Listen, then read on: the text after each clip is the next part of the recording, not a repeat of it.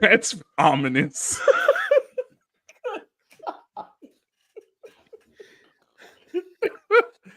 What?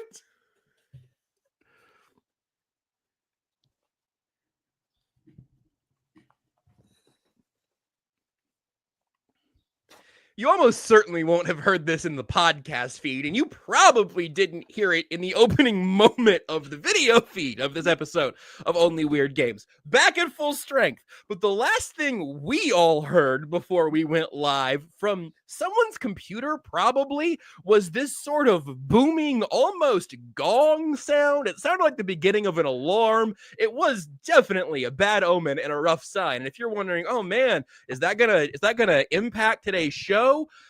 Yes, it's actually a special alarm I had put in place. Anytime Nate texts us before the show, I have tennis takes. Batten down the hatches, everybody.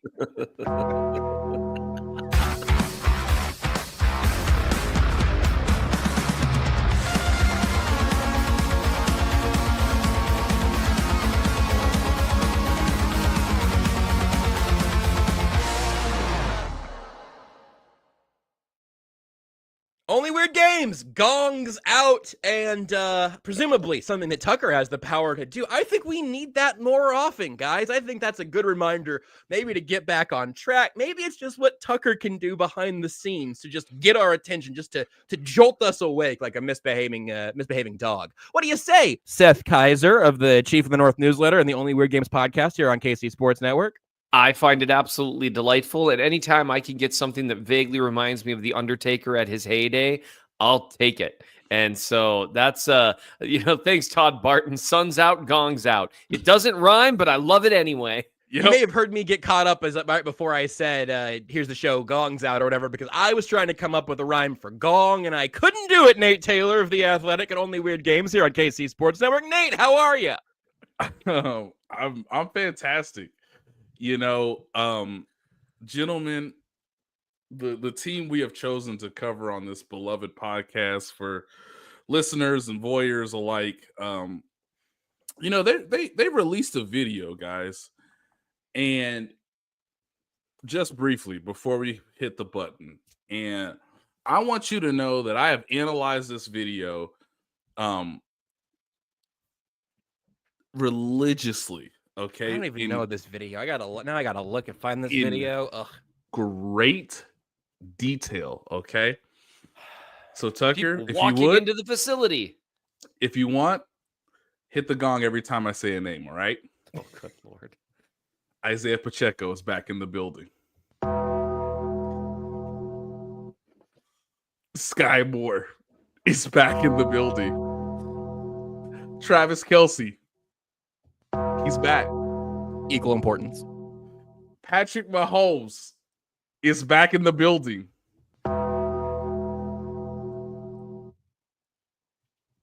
Creed Humphrey, back in the building. Xavier Worthy, back in the building. Pretty sure that was Ashton Gelati, who is just in the building. Ashton Gelati is in the building. Harrison Butker on the phone, does not have time to look at the camera. He is a busy man, but he's in the building. Noah Gray is in the building!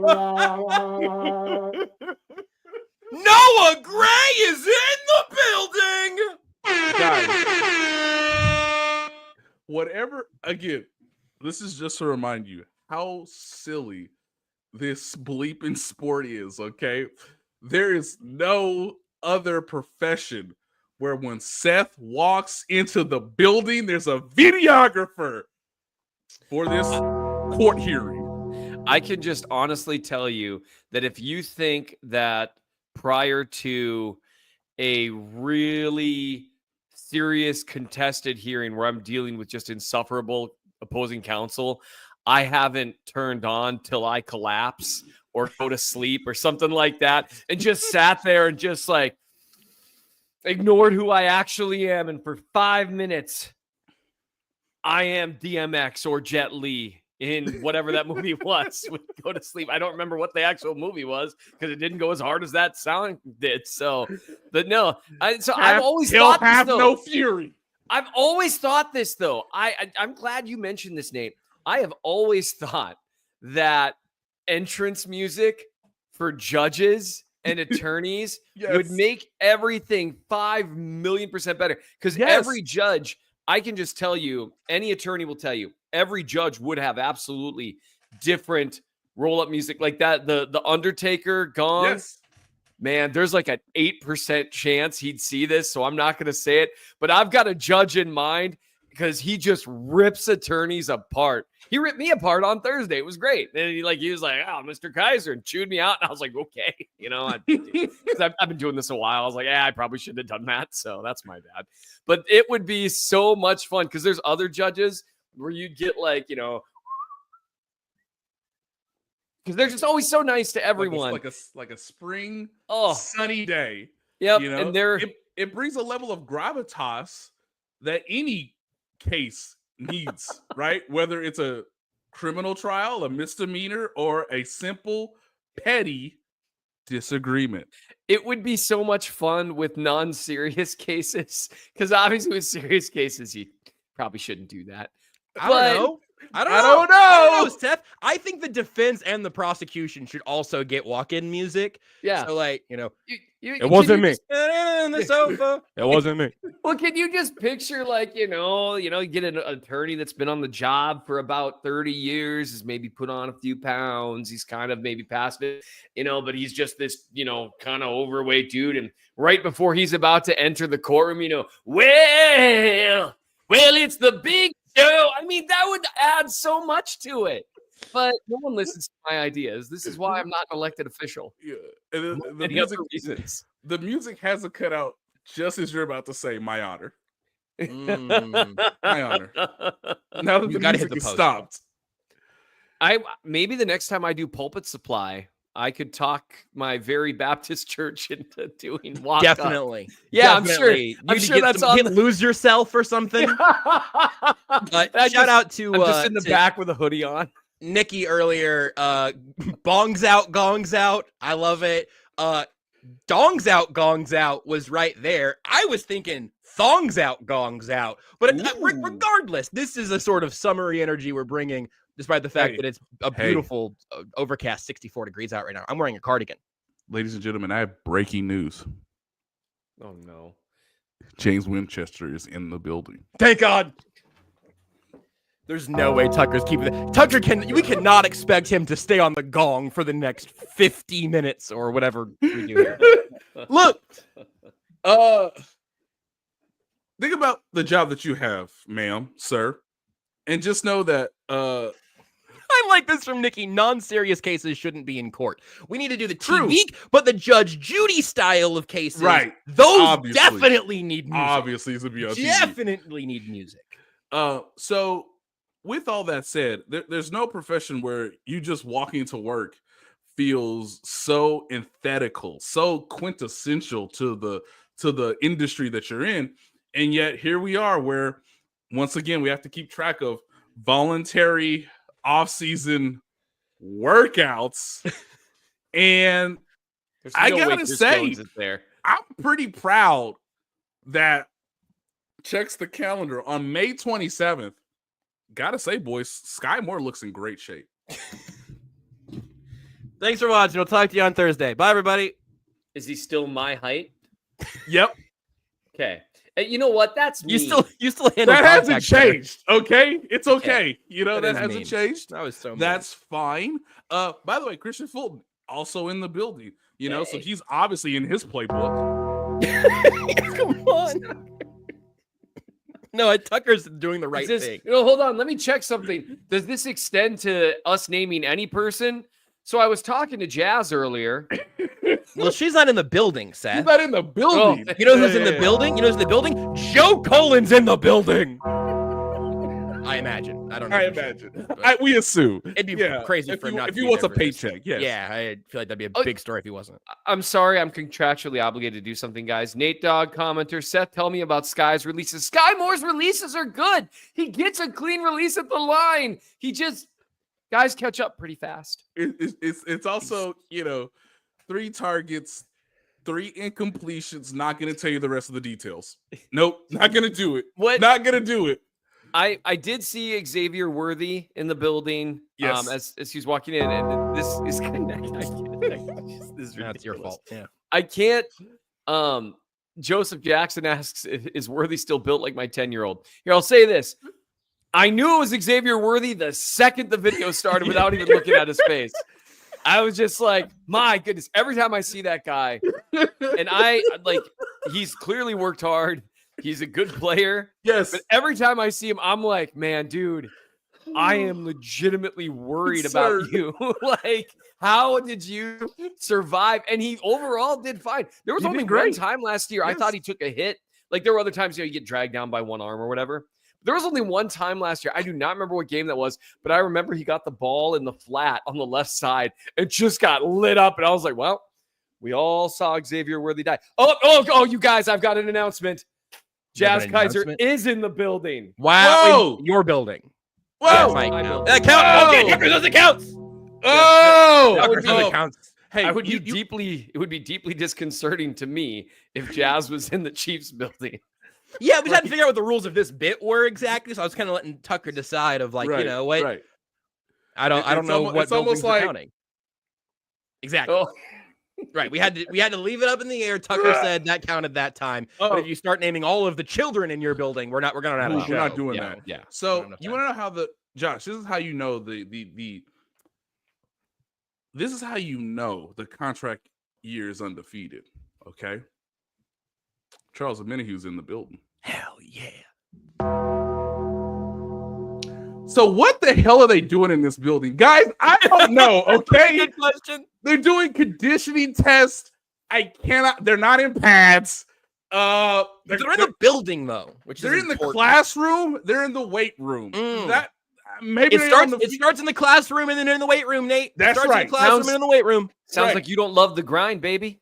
So I Nate mean, loves- look, we know Nate loves the grind. I We know don't- Nate loves the grind. I don't know We what know. they're doing. All right, I've always felt like the first day of the offseason, like a phase 3, right? Once you get through the rookies and the before the draft, and it's like, hey, here's like the first tangible idea of what this upcoming season's roster is going to be like. I'm like, what are they doing the first day other than just, hi, my name is Travis Kelce. Yep. Hi, Travis. Thank you. I've been here for 12, going on 13 years. Oh, wow, that's amazing. What are your interests? What do you do on your time off? Like, Well, I I'm in the just- best shape of my life. Clearly. As is Oh, everybody I mean, else you on look- this roster right now. I mean, you look so good. I mean, Thank you. my God, there must be a great woman behind you, or in front really, of you, really, I've done it mostly by myself, actually. or side by side. I don't know. Not really. I kind of fly Yeah. solo. I haven't really been paying attention to the news the last couple of years, but So, pretty Travis Kelce thing I should know about. so look, it's mostly classroom work. It's You do mostly- another TV show? Sorry, go ahead. maybe. No, yeah. I think his girlfriend's involved in some lawsuit, but I'm not sure. Oh, okay, that makes sense. By the way, please don't follow the Blake Lively trial stuff. Oh, good. I didn't even know which lawsuit. I Yeah. just was like, she's always like, there's just a lot of music rights. Once you and say everything. I Blake forgot about that Lively, one. I must get involved. What are you talking about? Oh Yeah. man, you were about to go down such a deep rabbit hole. Oh, and I apologize. Seth, do you have any tennis takes? Do I have any tennis takes? I was just trying to change the topic. Oh, nice. Look, guys, he's done it again. Just give me. Okay, I'm gonna give you some slight interesting news tidbits, whatever. But we got to get through this first, okay? On my phone, he's done it again. This is becoming a tradition now, guys. When we get on the red clay, when it's time to really decide Oh, for the love of if you have the heart, the determination, and ultimately the endurance and the stamina to back it up, right? There is no conditioning test on earth like Grand Slam 5-set tennis. And And if you don't have the endurance or the stamina, today's sponsor. and he done did it again, guys. The Frenchman himself, Gael Monfils, looked injured, looked disgruntled, looked lost in the second set against the man that I barely knew in Hugo. I'm gonna get his last name wrong. Delinian, right? He fell down to the clay. He had a cut hand. His knee was bothering him. Gael Monfils is basically my age. And he's a Frenchman at the French Open. And he is the primetime match today. Guys, I cannot tell you what time it is right now in France. He's still playing tennis. It's midnight over there by the time we're recording this. And of course, similar to the past 2 years, I believe, this definitely happened last year, he fell down 2-0. In most tennis matches, that would be the match. You'd lose. You lose two out of 3. The women, of course, don't do this. I always think the women should do best 3 out of 5 at the Grand Slams because there's nothing that tests you like Grand Slam tennis, okay? And Gael Monfils has done it again. He's arisen. He's ascended. He has got all these French men and women on their seats. He done kept them out their house all night, and he is on the precipice of having an incredible, once again, in the opening round of the French Open, a victory after being down 2-0. Okay. Right now, as we are looking, he might bagel this man. He might bagel this poor man who's younger than him, who's just as talented as him. Is that legal in that part of the world? He's dying. Okay. He's died already, and he's just out there because you gotta play to the last point. Look, I'm not saying Gael Monfils was ever going to be a contender for the French Open, but he is giving us yet another French Open moment where, again, he lost 6-4, 6-3 in the first 2 sets. He looked awful. He looked washed, as some people might say. But the Frenchman has done it again. He's given us another moment. He's given us a glimpse of what his true potential is. And if it's just for one night at the French Open at Roland Garros, then we'll take it.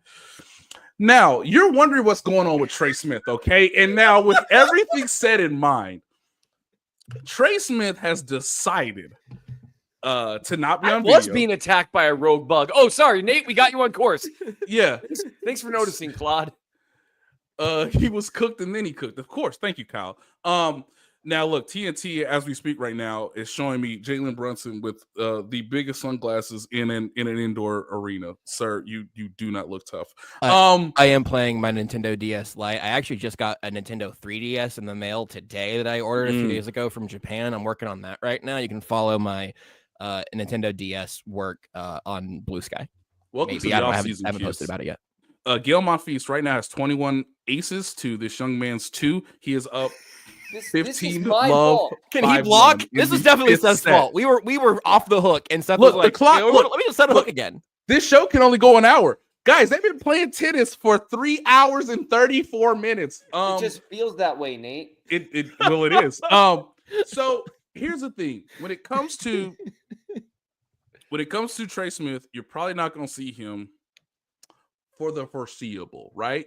You know, you can. I remember used to doing this in the day, and I would encourage everybody else to do this. You know, there's a little website called Chiefs.com. I'm gonna check it out right now. Let's see what they up to in these streets. Okay, they haven't done it yet. Now, usually they'll post like, "Hey, the boys were on the practice field for 20 minutes. Whatever. Here's some photos," and then I would have to be the person that would sleuth to identify of the 90-man roster who was at practice today. You should do that. I think you're gonna find a Trey Smith photograph. So Trey Smith is in fact not in the building. Oh, I like that. Good work, Tucker. The journey we went on for that. Oh, by the way, it's match point as we speak. Seth, you think Mike Caliendo just penciled him in at right guard through OTAs, or? Well, you know, anytime you can look, Trey Smith will play this year on the tag if they don't get a deal done. But boy, will I be annoyed if they don't get a deal done. Game, set, match. Monfils. 4-6, 3-6, 6-1, 7-6, 6-1. So the thing about the right guard position with the Chiefs is that they've made a calculated risk. They felt like they couldn't keep Tooney and Trey Smith, so they kept Trey Smith, and now they are in the middle of negotiations that are going to be very difficult. Difficult enough. I don't see that contract, Nate. Ugh. So it's not that hard to say. All right, fine. Here's $24 million. Right. I mean, you could just cut a check. It could. And of all the times where the Chiefs have really drawn a deep line in the sand, why do it now? You got to have your right guard of the future. Yeah. I mean, yeah, well, especially when you've traded away your all-pro, then Yeah. boy, have you narrowed your options. Here's the deal. Are you and saying Nate, they're Nate out got leveraged comments, at the moment? do they? He's a guard. And that's a tough conversation to have because breaking the bank on a guard is a very situation specific thing to do. And they've managed to create a situation in which they really probably should. But it's going to get done. It's just I want to just say for the zillionth time, positional bargaining is just the worst.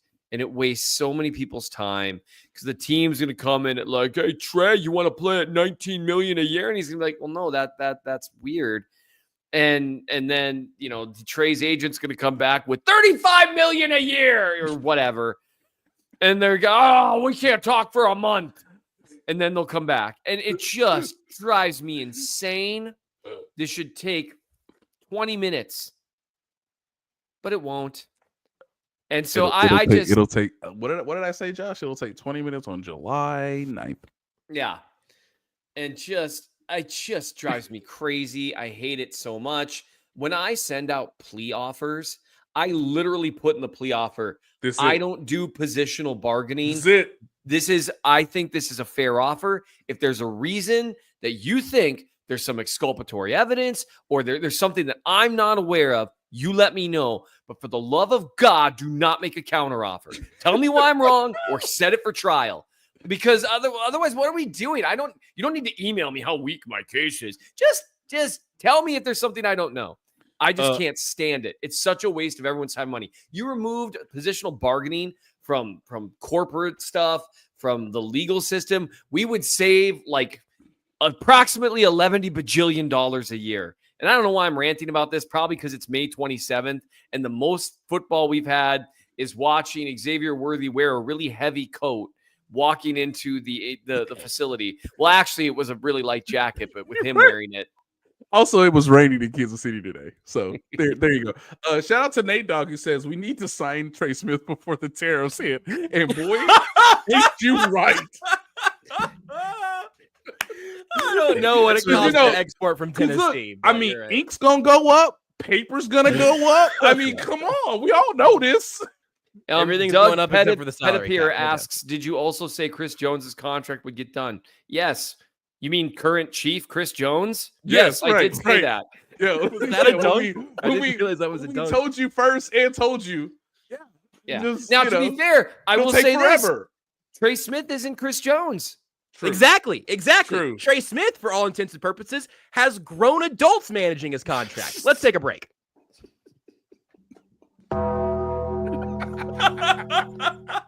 Looking for tickets for your next event? Tickets for Less is your #1 source. Save big on every purchase when you use promo code KCSN at ticketsforless.com.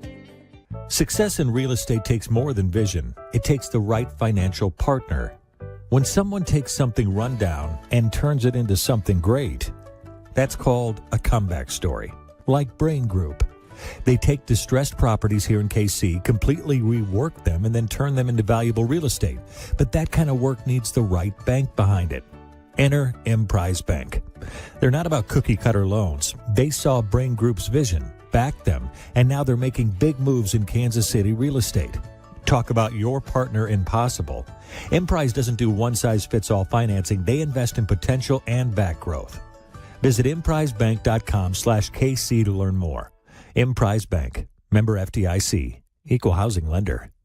Folks, it's playoff time, and if you're still just watching games, then you're missing out. With Pick 6 from DraftKings, you can turn your hoops knowledge into real cash. Just make your picks, track your score, and if you hit all 6, you're looking at bigger payouts than Prize Picks Flex Plays. Nobody's dropping better payouts than Pick 6. Hit 6 picks, and that's 25 times your cash. And if you beat your competition, you could be looking at a 500 times bag in your pocket. And right now, new customers can get $50 in bonus picks with just a $5 entry. Here's what you got to do. The playoffs are on, so why not take a shot at making a little money while you're watching? Download the DraftKings Pick 6 app right now and use code KCSN. That's code KCSN to play $5 and get $50 in bonus picks. Better payouts, bigger wins, only on Pick 6 from DraftKings. The crown is yours. Gambling problem? Call 1-800-GAMBLER. Help is available for problem gambling. Call 888-789-7777 or visit ccpg.org in Connecticut. Must be 18 plus. Age and eligibility restrictions vary by jurisdiction. Pick 6 not available everywhere, including New York and Ontario. Void where prohibited. 1 per new customer. Bonus awarded as non-withdrawable Pick 6 bonus picks that expire in 14 days. Limited time offer. Terms at pick6.draftkings.com/promos.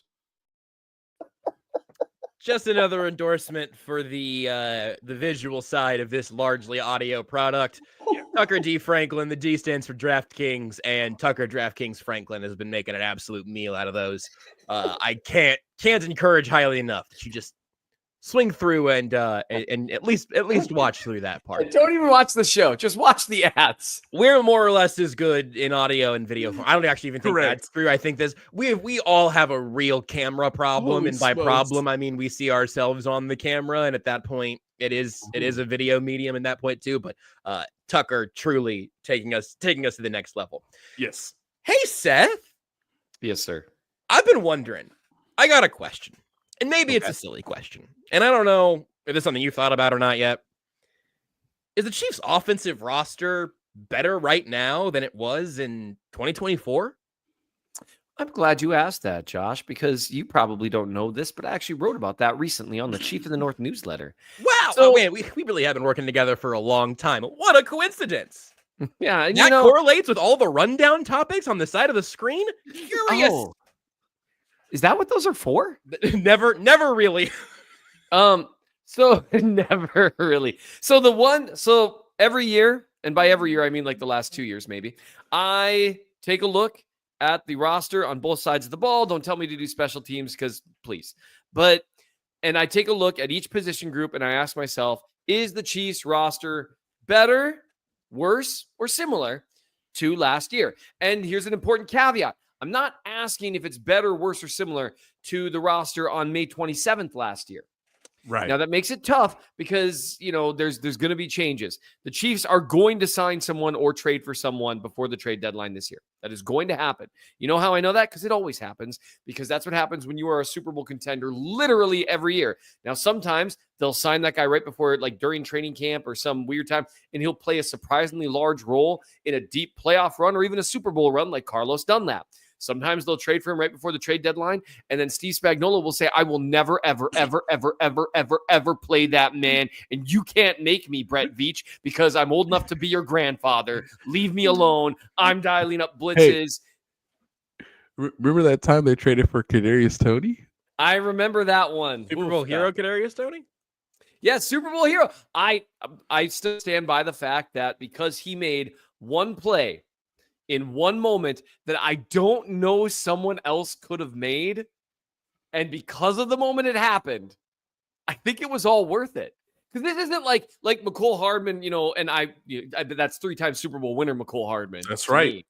That's traded at the deadline, McCole Hardman. I think a lot of people could run a little motion and head back towards the sideline and stand there wide open.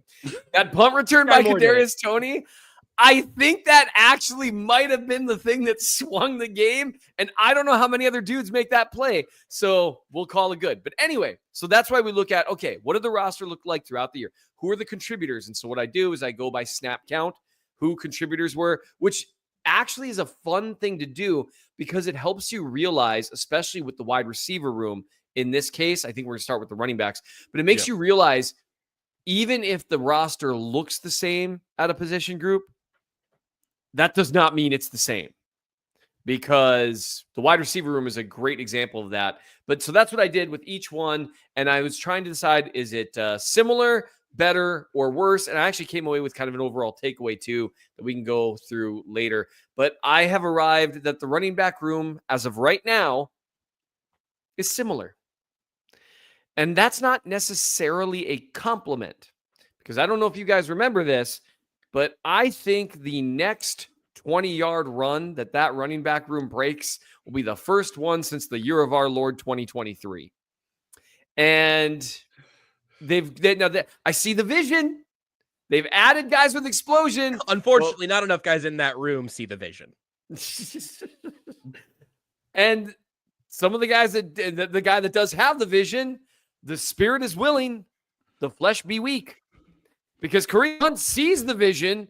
It's just like me, so on the very rare occasions where I play basketball these days, I try to reach for the ball and I'm jumping towards the ball and then nothing happens.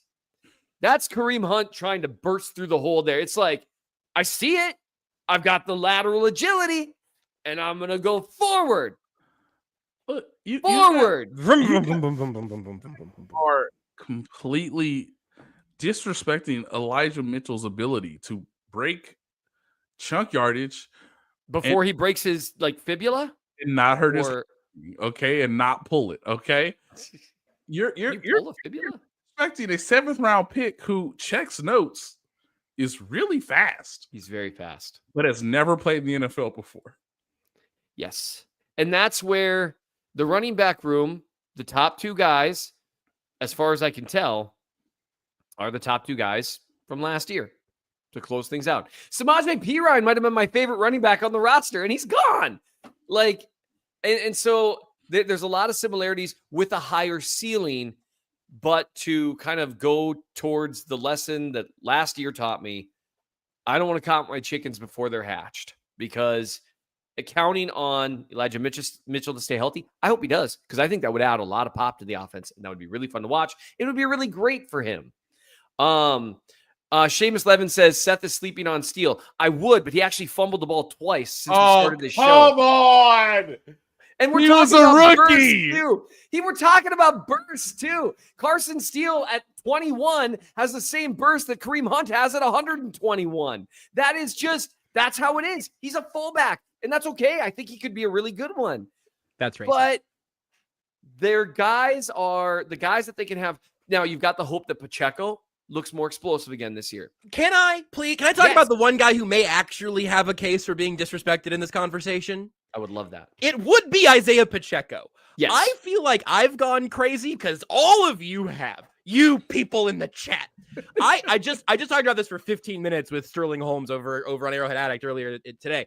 And we went through all this on Pacheco. We got so into the weeds. A lot of this is going to come out in the wash. But man, I feel like I am seeing this with pretty good clarity.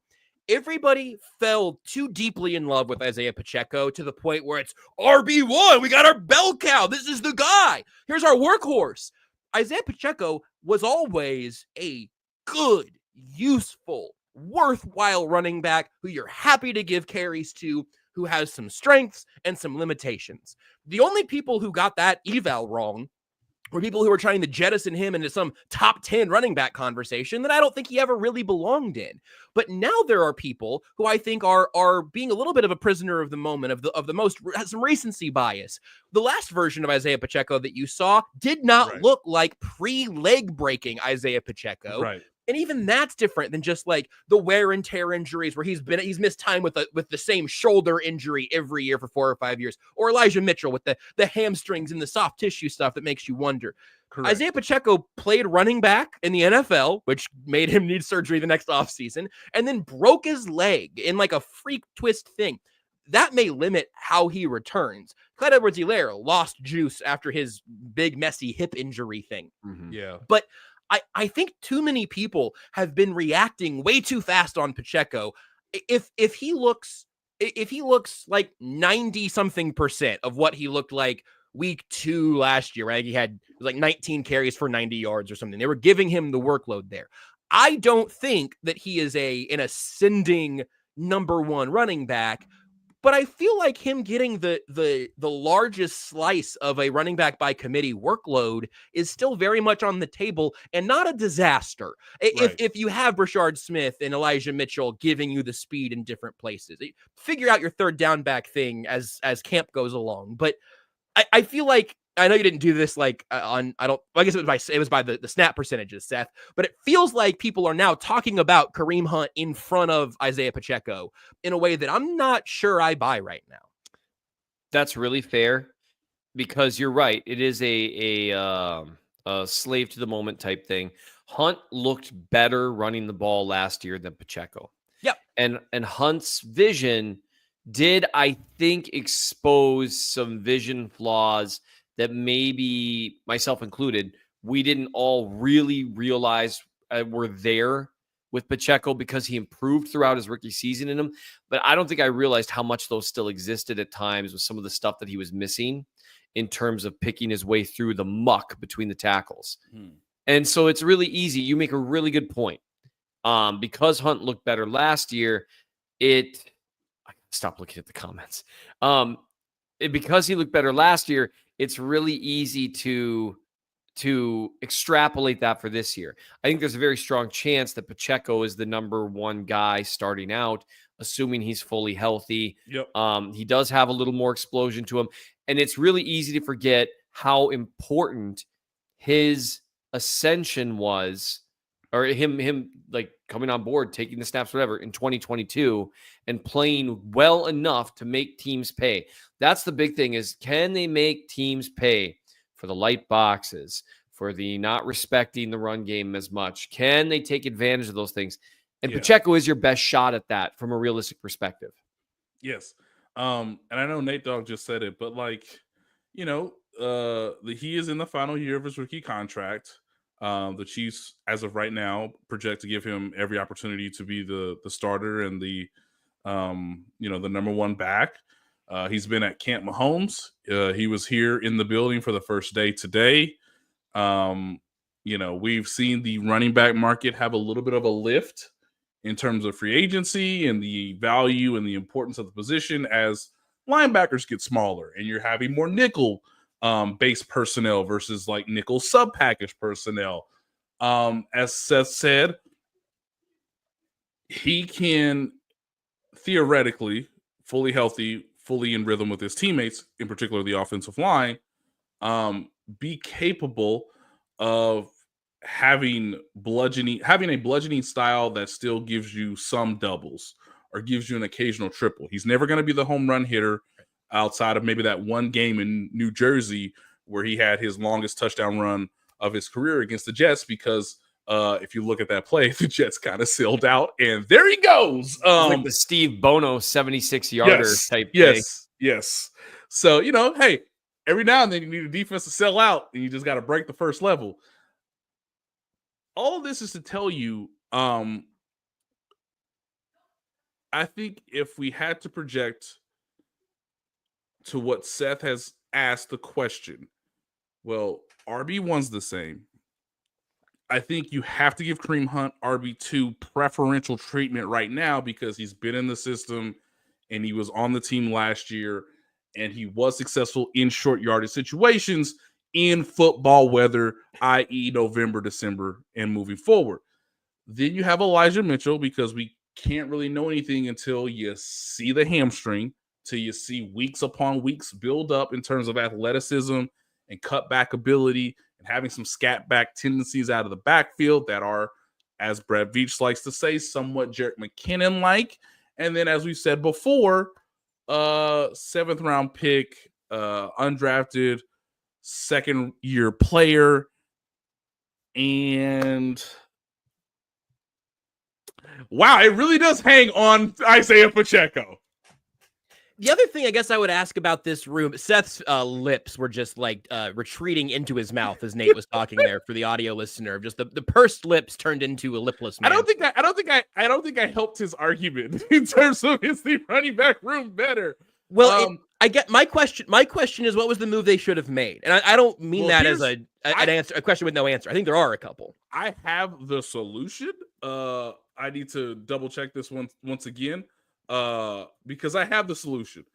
I know the answer to the question, Josh, because they needed to do something to where this cannot under any circumstance be the statistic in 2025. There is not a world that exists where Patrick Mahomes accounts for 72.5% of the offense's yards. That's so it's And just again, ladies and gentlemen, that was the highest in the league amongst any quarterback that qualified, i.e. 14 games or more starting at the position. 72.5% of the offense was literally on the quarterback's shoulders and legs. Yeah. Can't happen. and it's not like they were an insanely pass happy offense. No. That would account for that. No. It's certainly not 75-25, right? Right. Yeah. I would just say what I would have loved to see them, and I really liked their draft. We talked about it. I would have liked to have seen them. They had, and I like Rashard Smith. I was surprised how much I liked his film as a runner. I would have loved to have seen them honestly double dip at running back. And look, trading up for Bassa makes sense. Like if you're going to trade up for someone, the linebacker position makes sense. I get all of it. But I would have loved to see them double dip because running backs, in later rounds, you're kind of betting on traits. You don't know really what's going to translate. Oh my I would have liked to see that. God. And it's hard for me to say they should have drafted a certain running back in the second round or third round or like whatever. last year we knew the Josh Jacobs things was kind of out there. I think J.K. Dobbins came in for a visit. The J.K. Dobbins was a more realistic opportunity for both parties. But I don't know that there was one of those this year that the Chiefs seriously sought after. No. Right. Elijah, it was Mitchell and Kareem Hunt. Yeah, they're trying to I'll just say it. They're trying to moneyball this thing, right? Yeah. Because most teams This is Kareem Hunt. He's got great vision. He falls forward quite a bit, and he really understands the offense. His flaw is he accelerates as well as Seth does, and even then, not really when Seth sees barbecue. Then it's like, guys, we have to remember that the movie is based on, hey, we can get this pitcher for this amount of money because what? He throws the ball underarm. This is Chad Bradford. He's one of the best relievers in baseball. He should be a $3 million player. We can get him for $238,000. Well, if they found a guy that was incredibly productive at the position, but his issue was, he crawled on all fours while he ran, I'd be all for it. Look, I'm the entertainment by that. His flaw is he runs like a gorilla. Elijah Mitchell, Chad Bradford. That's the question the Chiefs are trying to ask themselves this offseason. Yeah, he can't stay healthy.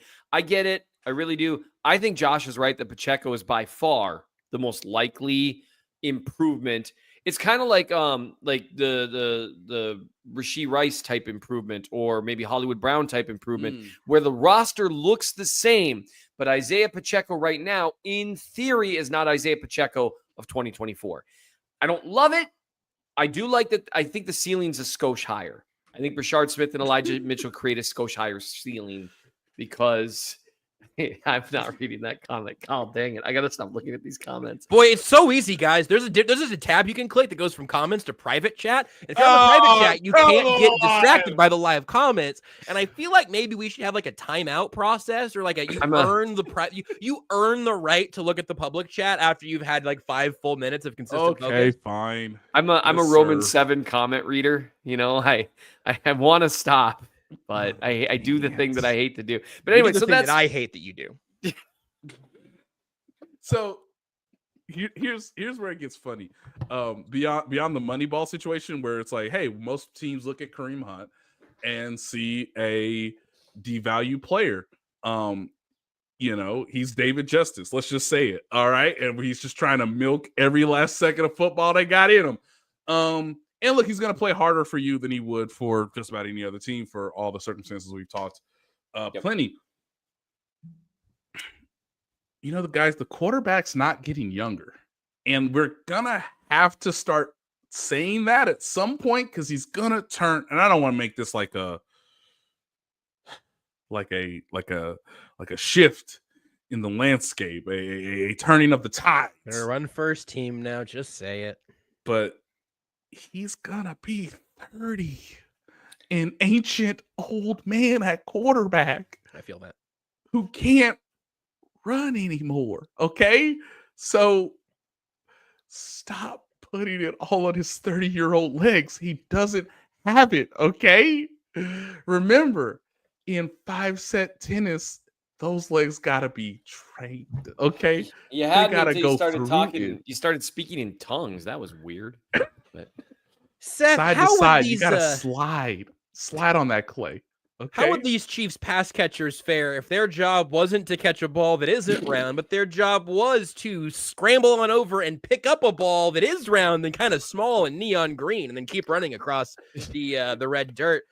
What do you think about the pass catchers? How that last year to this year comparison turns out? A lot of the names are the same. A lot of these snap counts hopefully won't be. this is where a lot of the names are the same. I'm gonna, and now we've moved on to Seth reads things that he wrote on the internet. I can't believe I didn't get a gong for that. But anyway, Well, it was pretty sloppy. yeah, that's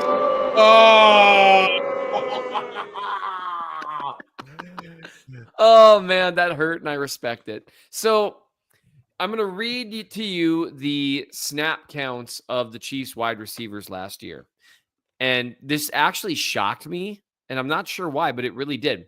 So Xavier Worthy.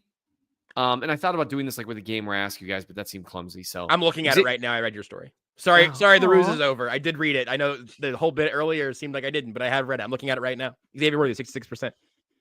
Thanks, man. So yes, Xavier Worthy, 66%. He led the Chiefs wide receivers in snap count last it's year. insane. You don't want your number one wide receiver, quote unquote, to be taking a third of the snaps. What about your number two? Number two, Justin Watson at 60%. 60% of the snaps You went need to me out Justin here. Watson. That is They Justin won. Watson. Hey, excuse me, sir. They won a franchise record 15 games with Justin Watson as their number 2 receiver. Yeah, they also, had a certain number of turnovers. They should make sure to have a bunch of turnovers next year too. So here's the interesting thing to me.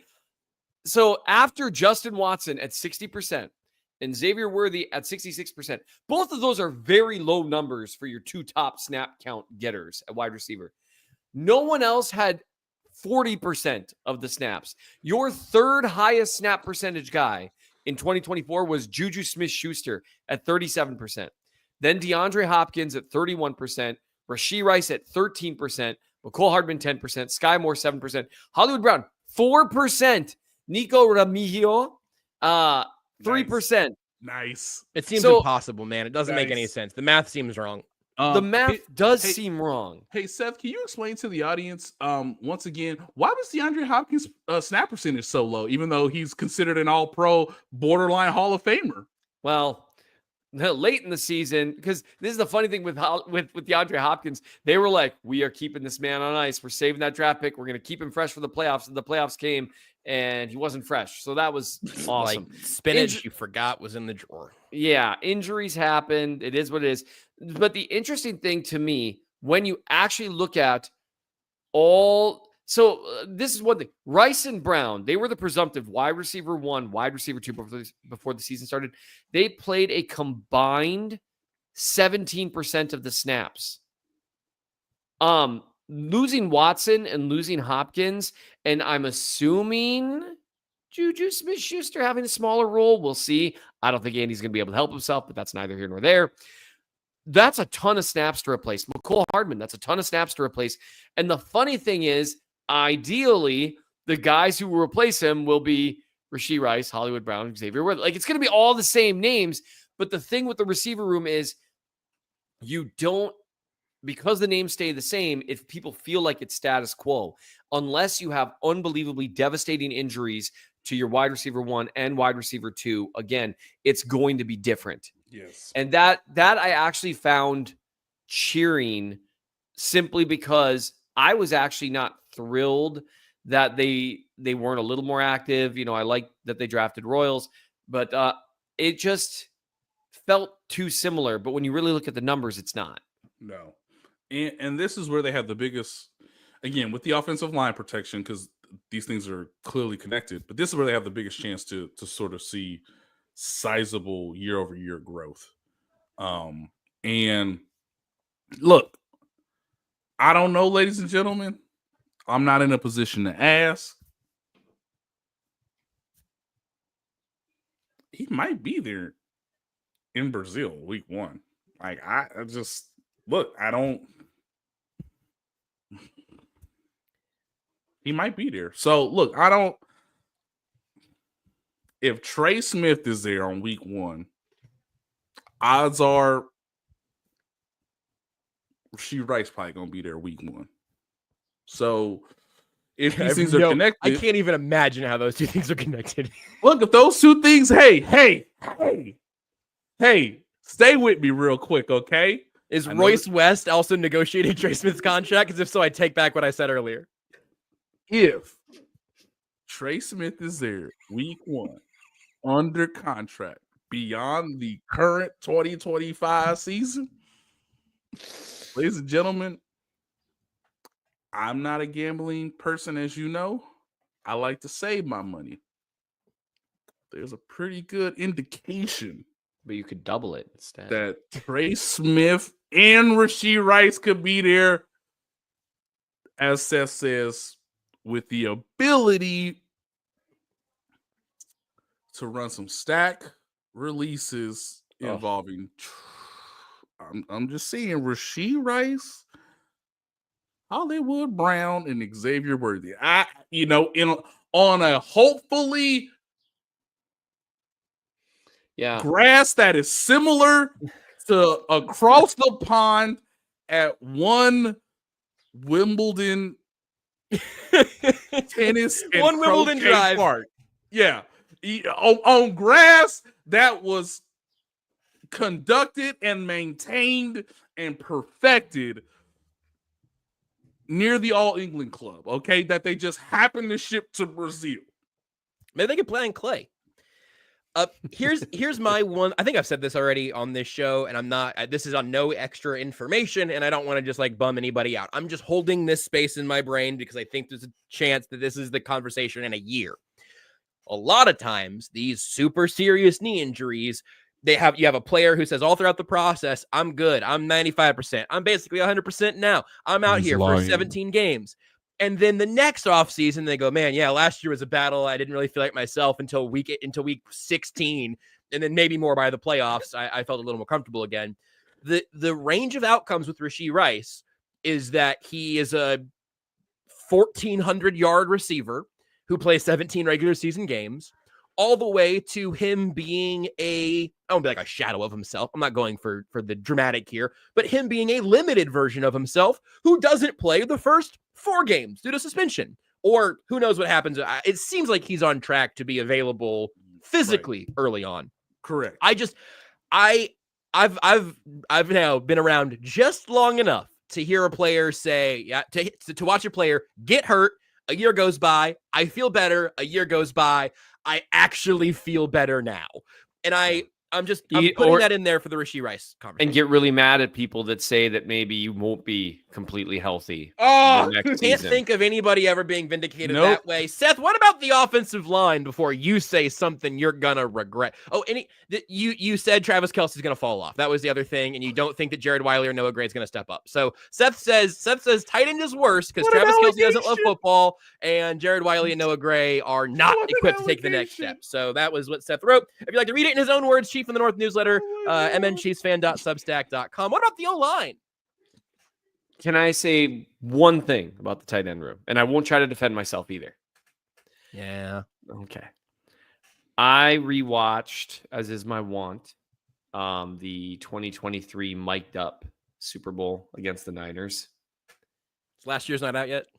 And I'm sure it is. It is. You have no way of knowing. Oh, I can't even imagine what was being said on the Chiefs sideline in the second half. Probably nothing. We're gonna find out on ESPN in a little bit, right? Or I ESPN. don't want to watch that. I've never watched the 2020. I've never watched the 2020 Super Bowl mic'd up. They actually didn't do one that year because of COVID. Oh, They didn't do a Super Bowl. Yeah. Oh, right. They just gave it to the team that was going to host. It was weird. Sure, that is weird. So No, you should actually listen to that one because it's I think it's Mike Evans being like, Yeah. oh my I do- god. That one I actually did is see kind of that. fun now. Yeah, Yeah. I did see that. Oh Where he's my like, god. Are you serious with this guy? This Like, how dude is he- is incredible. Yeah, and they were like up enough that he felt comfortable to say stuff like that, which is sad but true. But it was funny watching all the receivers like, holy crap. What? These are guys playing with Tom Brady. Yes, I was And they're going to say that. Your quarterback is the legendary Tom Brady. Dog, did you just see what he did Yeah. on an incompletion? So one thing that I'll just say, any prediction I make, and when I talk about, Kelsey's film from last year, I think he'd tell you that it wasn't as good as his previous years. Sure. And we'll see what happens. Usually, when a player, even a great one, starts having those like segmented drop-offs, they don't usually slow down. So we'll see. Man, I hope not. Kelsey's always been one of one. He's always been completely unique. But, last year he went from an apex guy out there to a top 5 guy out there. Maybe that changes. My counterpoint to your little thought is that last year he was also one of one professional targets Patrick Mahomes had to throw the football to for a big chunk of the season. I'm Correct. hanging my hat on that. I'm hanging my hat on that with about 80% of my heart and about 20% of my brain. No, 100%. And I hear you. It's what he had to do in 2023 too. They've put an unreasonable burden on Kelsey and Mahomes the last few years. But I would just say one thing to keep in mind, no matter what things look like this year, and I think he'll be good. Hopefully he's great. Make sure you enjoy that because, man, I'll tell you what, like the moment before they went out there for like the overtime drive and him and Mahomes and Kelsey are standing next to each other. And Mahomes just looks over and is like, all right, let's do it. And they spump. And I mean, it's just like how much those guys have done through 8 years is really, really cool. And you don't usually get that in modern sports. Yes. 2 guys playing together that long. Like that is super, super special and really worth revisiting. Because I mean, man, like it all came down to it. And like I mean, it was so storybook, him running away from Fred Warner for that huge gain. And then in overtime, that last first down where Kelsey, like you could feel him like reach down the like 49ers. Yeah. He's just like, he reached down and grabbed you. You almost never can actually say you left everything out there. But after that play, I was like, man, there's no way he could have done anything else. There's a reason they threw the ball somewhere else afterwards because he had to have just been shot. So that's the thing with the tight end room. The offensive line, I learned a lesson. I'm not counting my chickens. I did that. I made an assumption last year that Kingsley Suamataia could at least be like kind of like, be okay-ish, whatever. Never doing that again with a rookie guy. Even a guy like you and Brett Beach, baby. Yeah. Even a guy who's And you can hit the offseason lessons, Tucker. Whoa, let's not get crazy. I'm not We're trying not to going get to get off-season off-season lessons. Oh, darn. But the thing is, you can see why the Chiefs went and got Jalen Moore because of that lesson. Because we can't count our chickens. We need a guy who, through only about 800 or so snaps, about 2/3 of a season, has shown he can play ball at a reasonable level at left tackle. And they're like, we're not doing unreasonable at left tackle again. We're not doing it. I love that they did that. I love the redundancy. And obviously they did it way before the draft. They had no idea that Josh Simmons would fall to them. My understanding is he is one of like the 15 guys they viewed as a first rounder. Yep. They viewed him as a blue chip prospect. Yes.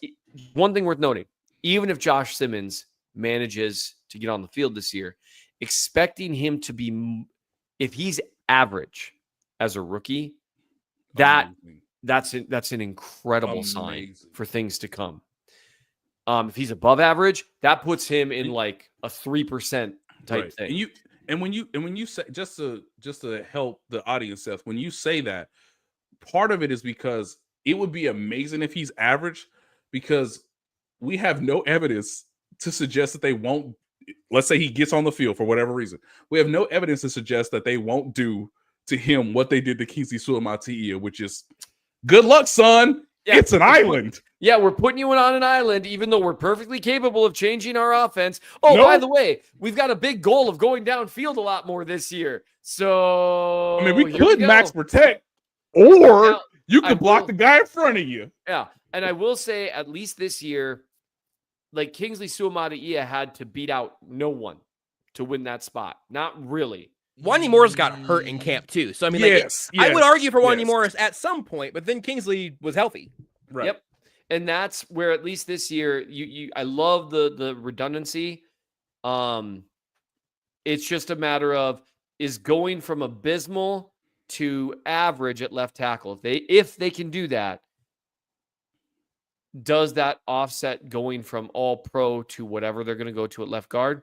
Here's hoping with positional importance, but it's tough to say that with certainty. And again, I'm just not counting my chickens this time. And so I've just got to say it's similar to last year with the hope of a much higher ceiling.